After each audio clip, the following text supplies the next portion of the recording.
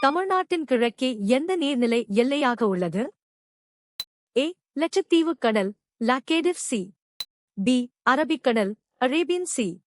C. வங்காள விரிகுடா, bay of Bengal. D. இந்திய பெருங்கடல், இந்தியன் ஓஷன். சரியான பதில் சி. வங்காள விரிகுடா, பே ஆஃப் பெங்கால். சரியான விடை சி. சோகஸ்மேலி. தமிழ்நாட்டின் கிழக்கு எல்லையாக வங்காள விரிகுடா கடல் அமைந்துள்ளது. இது சுமார் 1076 கிலோமீட்டர் நீளமுள்ள கடற்கரையைக் கொண்டுள்ளது. இது இந்தியாவின் இரண்டாவது நீளமான கடற்கரையாகும். தென் அமெரிக்காவின் தோராயமான தெற்கு அட்சரேகை என்ன? A. 81 OW. B. 35 OW. C. 55 OS. D. 12 ON. சரியான பதில் சி. 55 OS.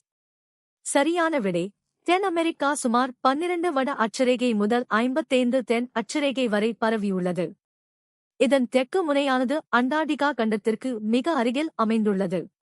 தவறான விடைகள் 81W என்பது தென் அமெரிக்காவின் தீர்க்கரேகை அளவீடாகும். பின்வருவனவற்றில் எது தொழிற்சாலை இடங்களை தீர்மானிக்கும் காரணியாக பட்டியலிடப்படவில்லை? ஏ. மூலப்பொருட்கள், ரா மெட்டீரியல்ஸ். பி. மூலதனம், கேபிட்டல். சி. காலநிலை, கிளைமேட். டி. போக்குவரத்து, டிரான்ஸ்போர்ட். சரியான பதில் சி. காலநிலை, கிளைமேட்.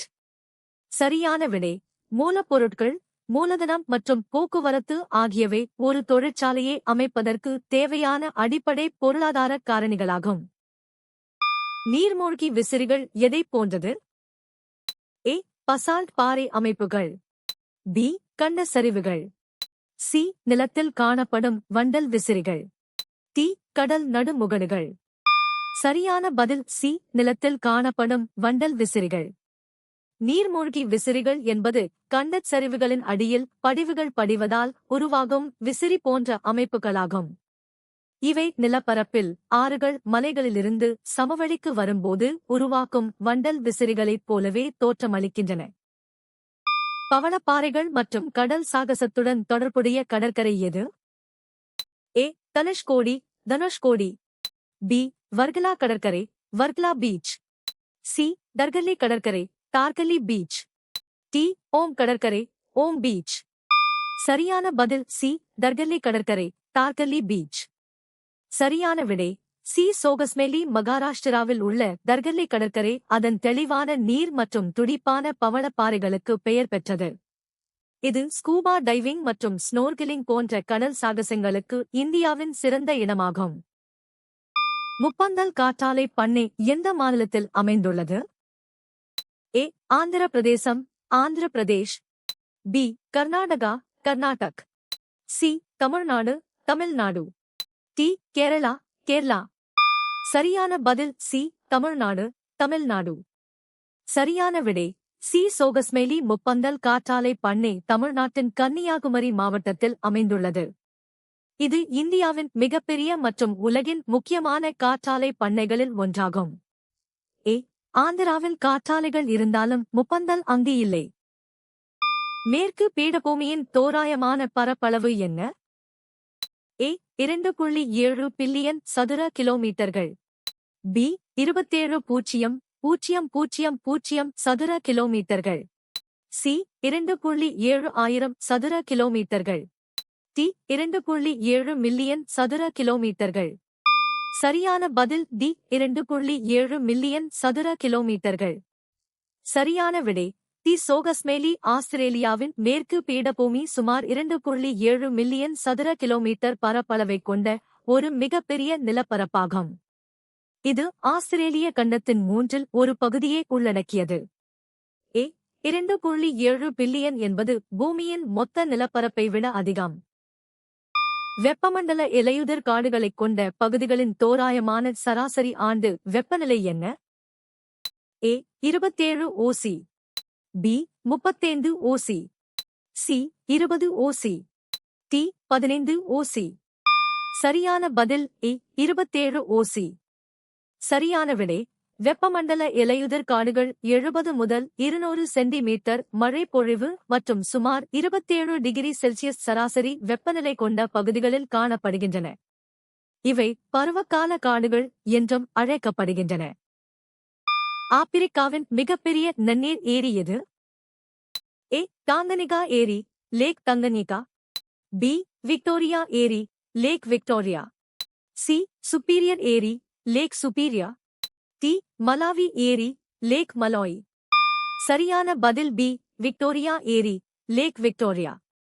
8. விக்டோரியா ஏரி ஆப்பிரிக்காவின் மிகப்பெரிய நன்னீர் ஏரியாகும் மற்றும் இது நைல் நதியின் முதன்மை ஆதாரமாக விளங்குகிறது. இது பரப்பளவில் உலகின் 2வது மிகப்பெரிய நன்னீர் ஏரியாகவும் திகழ்கிறது. ஒரு சமூகம் கிராமப்புறத்திலிருந்து நகர்ப்புறமாக மாறும் செயல்முறை என்னவென்று அறியப்படுகிறது? ஏ. நகரமயமாக்கல், அர்பனைசேஷன். பி. தொழில்மயமாக்கல், இண்டஸ்ட்ரியலைசேஷன். சி. நவீனமயமாக்கல், மாடர்னைசேஷன். டி. உலகமயமாக்கல், குளோபலைசேஷன். சரியான பதில் ஏ. நகரமயமாக்கல், அர்பனைசேஷன். 8. மக்கள் வாழ்வாதாரத்திற்காக கிராமங்களிலிருந்து நகரங்களுக்கு குடிபெயர்ந்து அங்கு மக்கள் தொகை அடர்த்தி அதிகரிப்பதை நகரமயமாக்கல் என்கிறோம். இது சமூக மற்றும் பொருளாதார மாற்றங்களை உள்ளடக்கிய ஒரு நீண்ட கால செயல்முறையாகும். டிராக்கன்ஸ்பெர்க் மலையின் மிக உயரமான சிகரம் எது? A. Thabana Ntlenyana, Thabana Ntlenyana. B. Kilimanjaro, Kilimanjaro. C. Kenya மலை, மவுண்ட் கென்யா. டி. ஸ்டான்லி மலை, மவுண்ட் ஸ்டான்லே. சரியான பதில் ஏ. Thabana Ntlenyana, Thabana ண்டலென்யனா. சரியான விடை ஏ. சோகஸ்மேலி தபானா ண்ட்லென்யானா என்பது தென்னாப்பிரிக்காவில் உள்ள டிராக்கன்ஸ்பெர்க் மலைத்தொடரின் மிக உயர்ந்த சிகரம் ஆகும். இதன் உயரம் சுமார் 3482 மீட்டர் ஆகும் மற்றும் இது லெசோதோ நாட்டில் அமைந்துள்ளது. கனரக பொறியியல் தொழில்கள் பற்றிய கேள்வி எந்த கண்டத்தை பற்றியது? ஏ. ஐரோப்பா, யூரோப். பி. வட அமெரிக்கா, நார்த் அமெரிக்கா. சி. ஆசியா, ஏசியா. டி. தென் அமெரிக்கா, சவுத் அமெரிக்கா. சரியான பதில் பி. வட அமெரிக்கா, நார்த் அமெரிக்கா. 9. சரியான விடை பி. சோகஸ்மேலி வட அமெரிக்கா, குறிப்பாக அமெரிக்க ஐக்கிய நாடுகள் மற்றும் கனடா. கனரக பொறியியல் தொழில்களில் விமானம், இயந்திரங்கள் தயாரிப்பு உலக அளவில் முன்னணியில் உள்ளன. நகர்ப்புற பகுதிகள் பெரும்பாலும் என்ன செயல்பாடுகளை செய்கின்றன? ஏ. தொழில்துறை மற்றும் உற்பத்தி மட்டும். பி. வனம் மற்றும் மீன்பிடித்தல். சி. கலாச்சார, குடியிருப்பு மற்றும் மதரீதியான. டி. விவசாயம் மற்றும் சுரங்கம். சரியான பதில் சி. கலாச்சார, குடியிருப்பு மற்றும் மதரீதியான. சரியான விடை நகர்ப்புறங்கள் மக்கள் வசிப்பதற்கான இடமாகவும் கல்வி, கலாச்சாரம் மற்றும் வழிபாட்டுத் தலங்களின் மையமாகவும் விளங்குகின்றன. இவை பன்முகத்தன்மை கொண்ட சமூக மற்றும் பொருளாதார செயல்பாடுகளின் மையப்புள்ளியாக திகழ்கின்றன. பின்வருவனவற்றில் தென்னிந்தியாவை ஆண்ட 3 திராவிட ராஜ்யங்களில் ஒன்று எது இல்லை? ஏ. சேரர், சேரா. பி. சோழர்கள், சோலாஸ். சி. மகதம், மகத். டி. பாண்டியர், பண்ட்யா. சரியான பதில் சி. மகதம், மகத். சரியான விடை சி. சோகஸ்மேலி மகதம் என்பது வட இந்தியாவில் தற்போதைய பீகார் அமைந்திருந்த ஒரு வலிமையான பேரரசு ஆகும். இது தென்னிந்தியாவின் மூவேந்தர்களான சேர, சோழ, பாண்டியர்களில் ஒரு பகுதியல்ல. கடல் செங்குத்துப் பாறைகள் முதன்மையாக எவ்வாறு உருவாகின்றன? ஏ. புவித்தட்டு நகர்வு நிலத்தை மேலே தள்ளுவதால். பி. கடற்கரைக்கு அருகில் எரிமலை செயல்பாடு. சி. மணல் மற்றும் கூழாங்கல் குவிவதால். டி. அலைகள் பாறைகள் மீது மோதி அரிப்பதால். சரியான பதில் டி. அலைகள் பாறைகள் மீது மோதி அரிப்பதால். 2. கடல் அலைகள் செங்குத்தான பாறைகளின் அடிப்பகுதியில் தொடர்ந்து மோதுவதால் ஏற்படும் அரிப்பினால் கடல் செங்குத்துப் பாறைகள் உருவாகின்றன. இது கடலோர நிலத்தோற்றங்களில் ஒரு முக்கியமான அரிப்பு நிலத்தோற்றமாகும். பூமியின் நீரில் எத்தனை சதவீதம் நன்னீர் ஆகும்? ஏ. 29%. பி. 71%.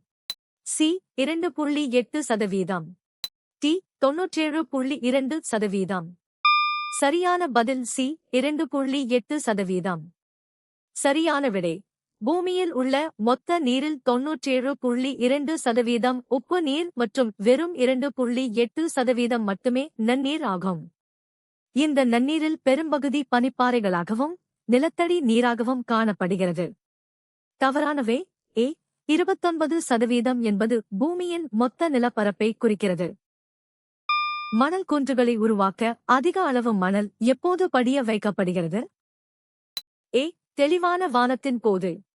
பி காற்றின் வேகம் குறையும் போது. சி மழையின் போது. டி காற்றின் வேகம் அதிகரிக்கும் போது. சரியான பதில் பி காற்றின் வேகம் குறையும் போது. காற்றின் வேகம் குறையும் போது அது சுமந்து வரும் மணல் துகள்களை தொடர்ந்து எடுத்துச் செல்ல முடியாமல் ஓரிடத்தில் படிய வைக்கிறது. இவ்வாறு படியும் மணல் குவியல்கள் காலப்போக்கில் மணல் குன்றுகளாக மாறுகின்றன. ஏ தெளிவான வானம் மணல் படிவதற்கும் நேரடி தொடர்பு இல்லை. மிசிசிப்பி ஆறு என் பெரிய சேற்று ஆறு, த பிக் மட்டி என்று அழைக்கப்படுகிறது. ஏ அது அதிக மணல் மற்றும் சேற்றை அரிக்கிறது. பி அதில் அடிக்கடி வெள்ளம் ஏற்படுகிறது. சி அது சேற்று சமவெளிகள் வழியாக பாய்கிறது. டி அது அதிக மீன்களை கொண்டுள்ளது. சரியான பதில் ஏ அது அதிக மணல் மற்றும் சேற்றை அரிக்கிறது. மிசிசிப்பி ஆறு அதிகப்படியான வண்டல் மண் மற்றும் சேற்றை சுமந்து செல்வதால் அதன் நீர் பழுப்பு நிறமாக காணப்படுகிறது. இதனால் இது பெரிய சேற்று ஆறு என்று அழைக்கப்படுகிறது. பி வெள்ளம் ஏற்படுவது அதன் பெயருக்கான முதன்மை காரணம் அல்ல. நீங்கள் எத்தனை சரியாக பதிலளித்தீர்கள்?